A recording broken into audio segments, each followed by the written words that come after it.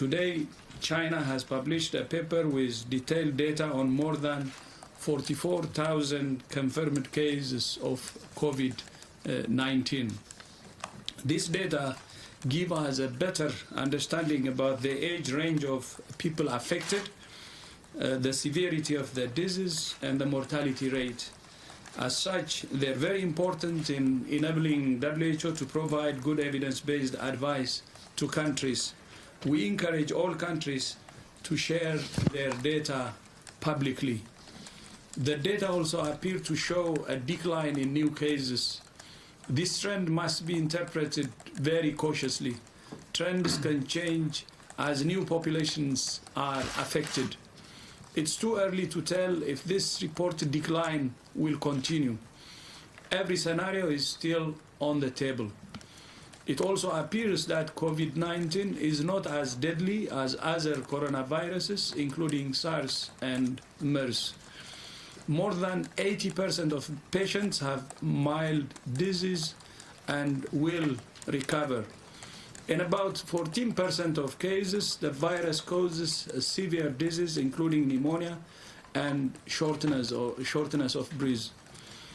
And about 5% of patients have critical disease, including respiratory failure, septic shock, and multi-organ failure. In 2% of reported cases, the virus is fatal, and the risk of death increases the older you are. We see relatively few cases among children. More research is needed to understand why. This new data addresses some of the gaps in our understanding, but others remain. The international team of experts now on the ground in China is working with Chinese counterparts to better understand those gaps and improve our understanding of the outbreak. We thank all partners who have made their experts available through the GORN framework. WHO is continuing to work night and day on several fronts to prepare countries. We're sending testing kits to laboratories around the world. We're protecting health workers by sending personal protective equipment to many countries, and we're working with manufacturers to ensure supply. We're training health workers. We're providing advice to countries on how to do screening, testing, contact tracing, and treatment. And we have put out a call for $675 million to support countries to prepare. I thank those donors who have contributed. But we have not seen the urgency in funding that we need. As I keep saying, we have a window of opportunity now. We need resources now to ensure countries are prepared now. We don't know how long this window of opportunity will remain open. Let's not squander it. I thank you. Thank you very much, Dr. Tedros. We have about 20 minutes for questions, not more than that, so I would ask everyone to ask one and very short questions. *9 if you are dialing in, clicking raise hand if you are online. We will start, as always, here in the room. We have 1, 2, 3, and then we will move on, please. And if you can, yes, excellent. Thank you. Good afternoon. Tomohiro Deguchi with Kyodo Japanese Newswire.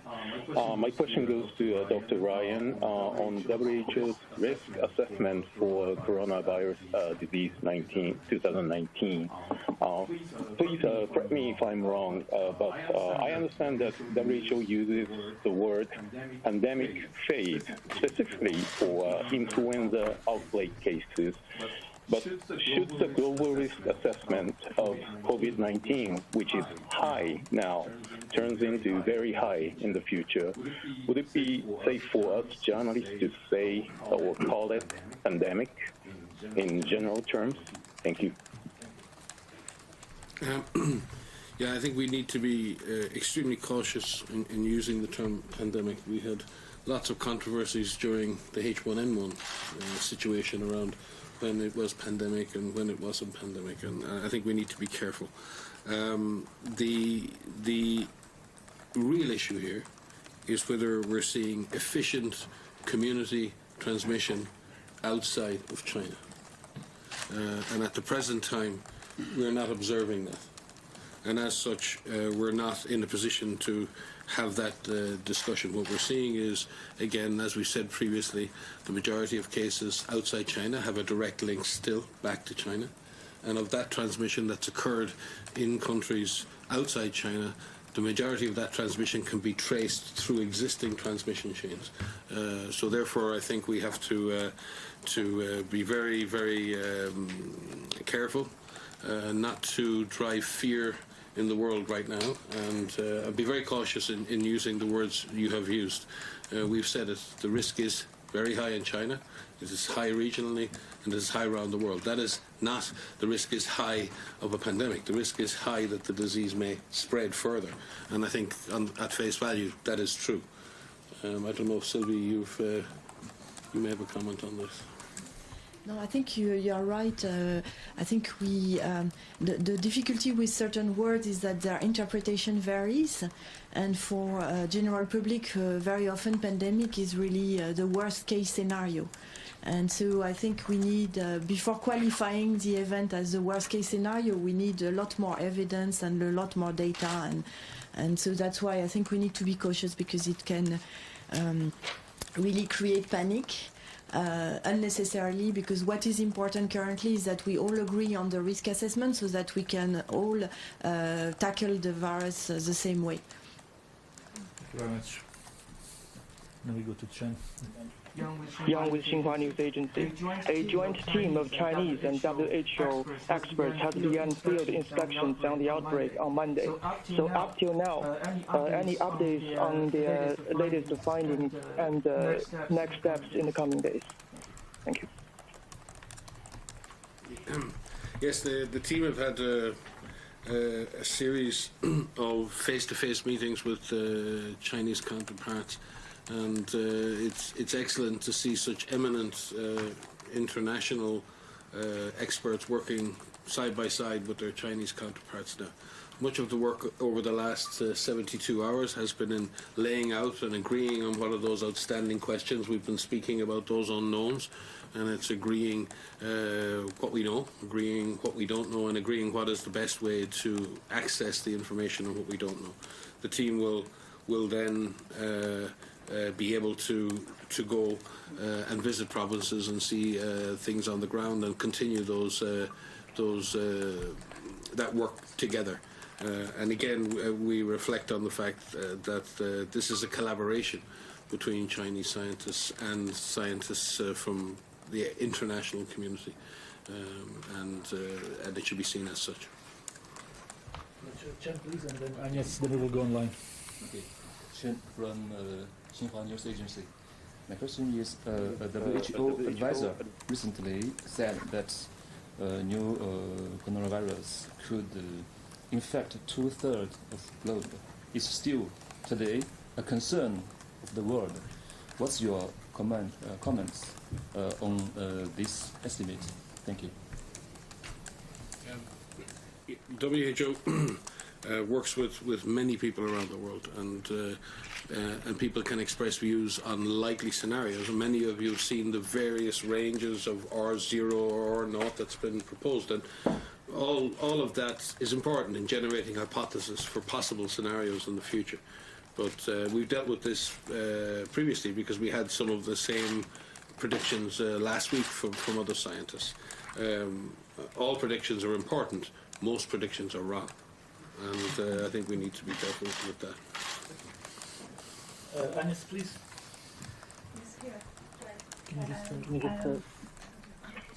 Sorry. Yes, hello, Agnès Perron from Agence France Presse. Today, some Chinese health officials have called former patients who recovered to give their blood in order to extract the plasma and give that to the patients who are still healed. Do you think this is a good option? Sylvie, with some details.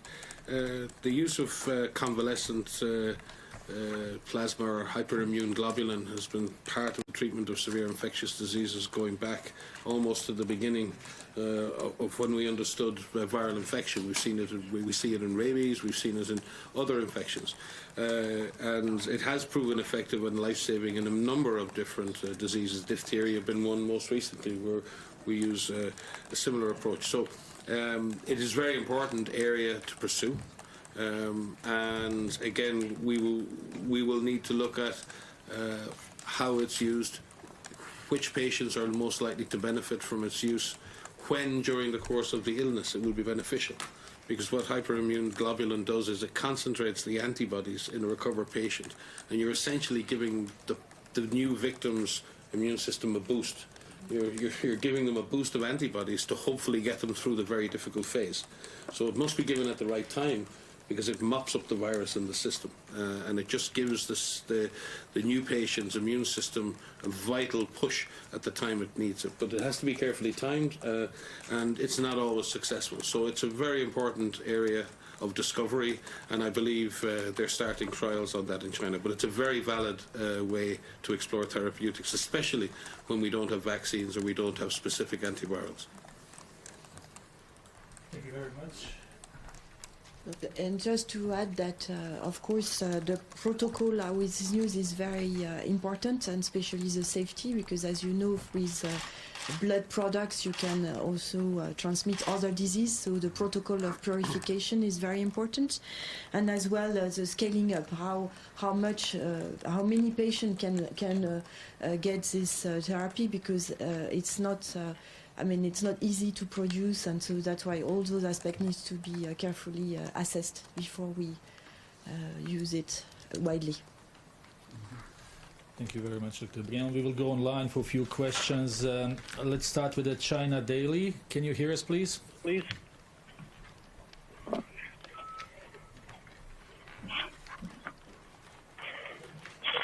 Hello, do we have anyone online from China Daily? If not, Chris, can we try someone from colleagues from Switzerland? Do we have anyone online?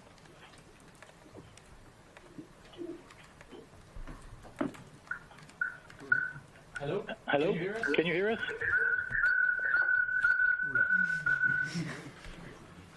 That's not really. Let's maybe go back to the room here. We have a friend from Irish Times who joined us for the first time, and then we may go back online later. Please. Thank you. From the Irish Times. Can I ask if speakers have any doubts about the efficiency or the effectiveness of testing for the virus, given some anecdotal cases where people were multiply tested or they were found to be negative and then found to be positive?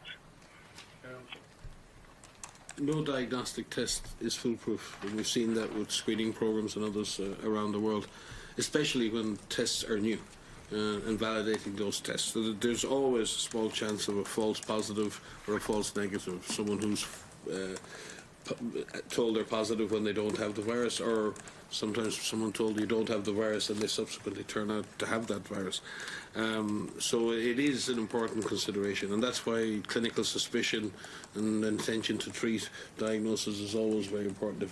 If there's an epidemiologic link with the previous case, and if the person is extremely ill and you get a negative test, you would always retest that patient. So the retest protocols and then validation of those samples in reference labs, especially where countries are testing for the first time, we require and ask countries to share their first 100 samples with an international reference lab so that we can validate their testing protocols. So there's a lot of checks and balances in place, but again, we rely on common sense. No test is foolproof, but what it does allow is busy clinicians and others to identify those patients who have COVID-19 and treat them accordingly.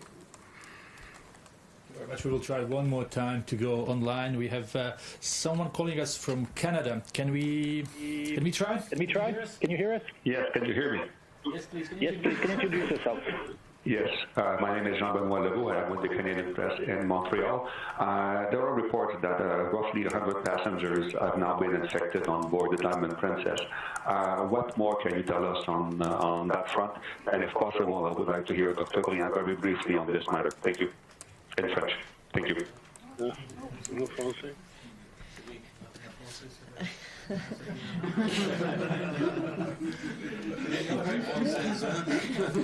Oh, your French is pretty good, Dr.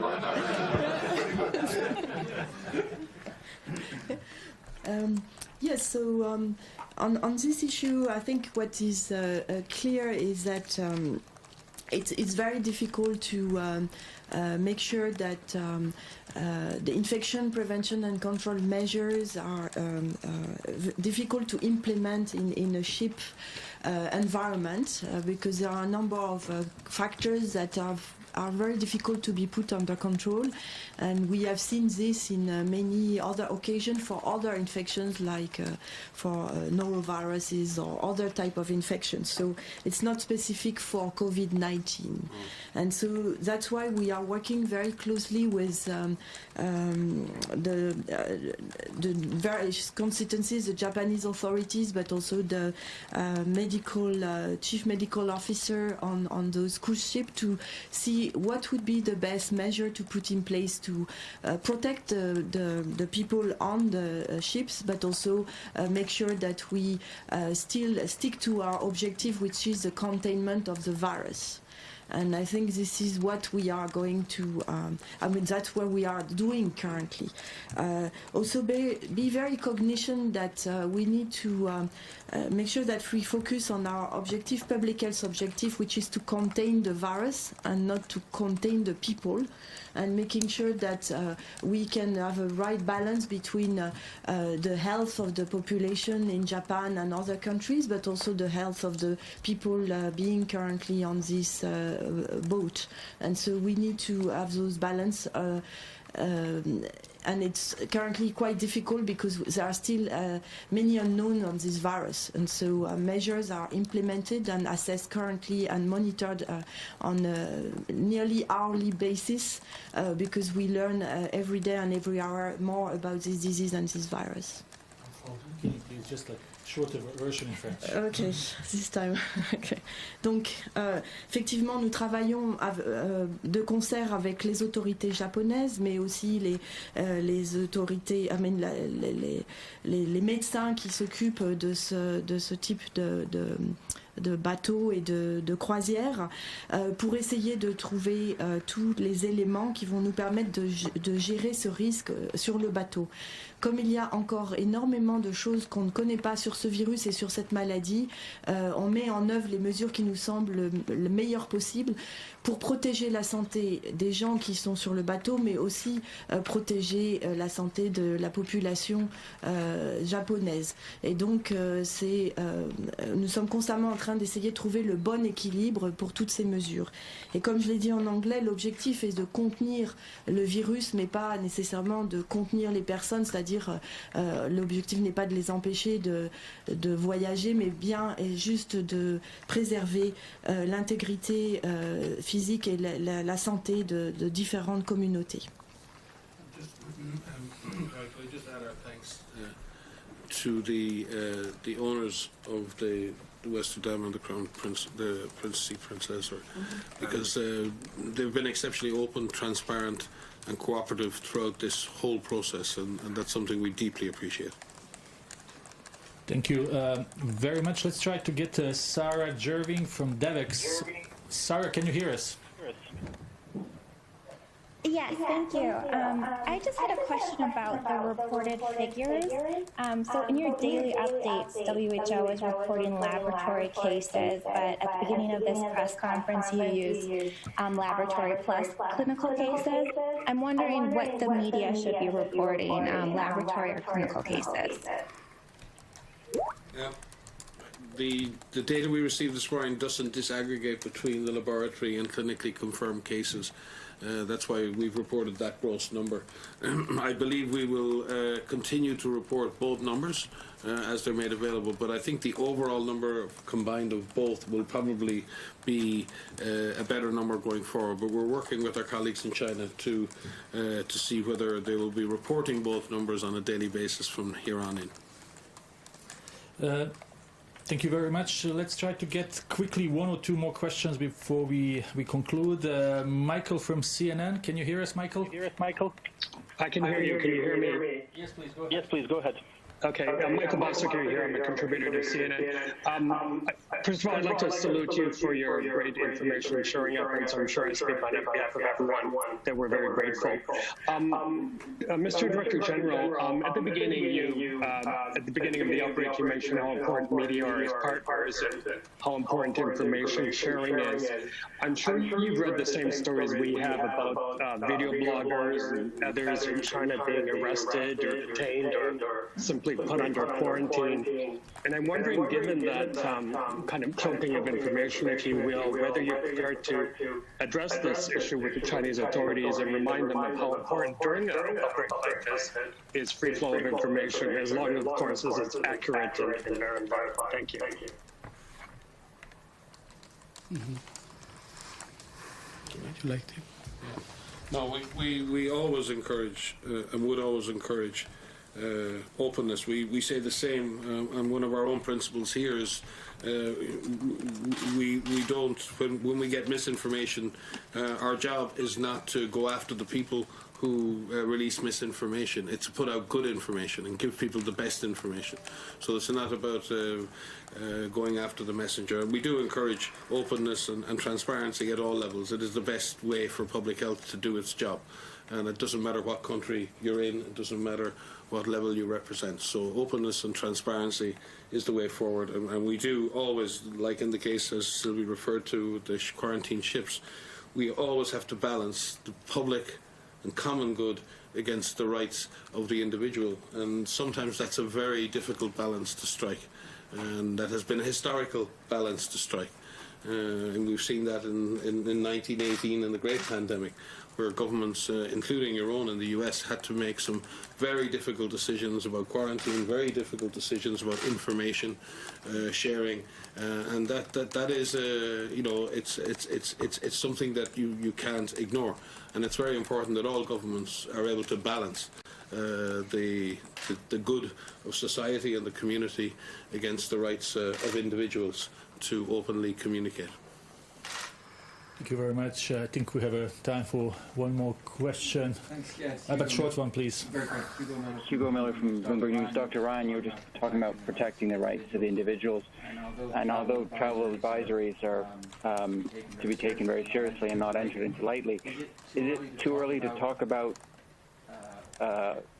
any kind of a suggested travel ban on cruise ships, even within certain regions, to steer clear of Asia, to preclude the situation where you have to make these difficult choices between keeping people corralled on a ship for weeks on end? Yeah, I think I take your point, but even the construct of your sentence, to steer clear of. We have a group of people saying we should steer clear of cruise ships or steer clear of airports or steer clear of certain ethnic groups and steer clear of other things. We have to be really careful here. There's no zero risk in the world for anything. What Sylvie mentioned is we need an approach to managing risk that allows us to continue to operate as a society while minimizing the risks we know about. And that doesn't matter if we're talking about travel or meetings. It doesn't matter if we're talking about cruise ships. These are manageable risks. And again, we need to reflect on the fact that the vast majority of these cases are within China. When you look at the population attack rates within China, and you look at even within Hubei and Wuhan, we're talking about an overall attack rate of about 4 per 100,000. It's, you know, this is a very serious outbreak, and it has the potential to grow. But we need to balance that in terms of the number of people infected. Outside Hubei, this epidemic is affecting a very tiny proportion of people. So if we're going to disrupt every cruise ship in the world on the off chance that there might be some potential contact with some potential pathogen, then where do we stop? We shut down the buses around the world, and what happens when other countries are affected? Do we take the same measures in that case?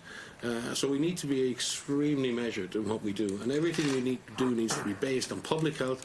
It needs to be based on evidence. It needs to be based on a principle: is there's no such thing as a zero risk, and every single person on this planet understands that. It is impossible to reduce risk of anything to a zero. By the way, to add to that, measures should be taken proportional to the situation, based on public health, science, and evidence. And blanket measures may not help. So that's what we're trying to say. Otherwise, as Mike said, there is no zero risk, but it has to be proportional to the situation. We're just thinking transport to leisure, in the sense that transport and buses, trains fit into one category, cruise ships is a perhaps cleaner line, but sure. But again, there were That's why specific risks. There were some specific risks associated with a small number of cruise ships. And again, the risk of that has waned. So I think we again need to be realistic about what has happened, but very often in life what has happened doesn't determine what you do next. So I think we need to separate the past from where we are now. What's the evidence now? And then where do we go from here? So I fully take your point and I fully take your concern. But we need to remain very balanced before we knee-jerk ourselves into unfortunate, I would say, in the case of stigma. And if we leave aside the issue of cruise ships, if I don't get to take my cruise ship holiday, maybe that's not the end of the world. But there's a lot of people around the world who've suffered stigma and profiling and other things. And we should maybe be concerned about that and ensure that people around the world show solidarity with those affected and don't extend risk beyond what's reasonable. And again, we need to avoid stigma at all costs.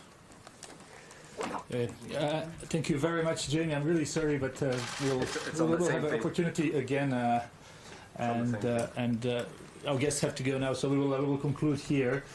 Thanks everyone for watching, and we will have audio file and transcript. Please follow us on our social media platforms and on the website. Situation report will come again tonight. Thank you very much. See you tomorrow.